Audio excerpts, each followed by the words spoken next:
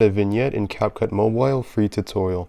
First, If this helped, drop a like, share the video, and subscribe for more. Presets and effects for life, click the link down below and enjoy the tutorial.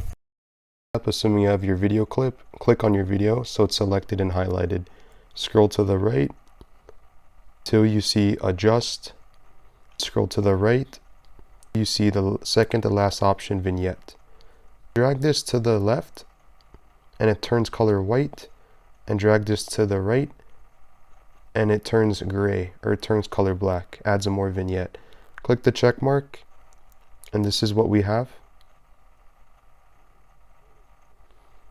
If you want, you click over here to undo your video and to add a vignette. And basically what we're going to do, add a keyframe by clicking this the icon right here. It adds a keyframe.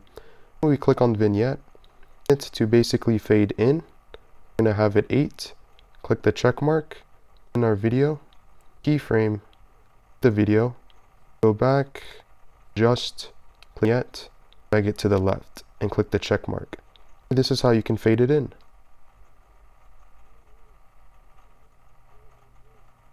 See how cool that looks? Online in CapCut Mobile completely for free.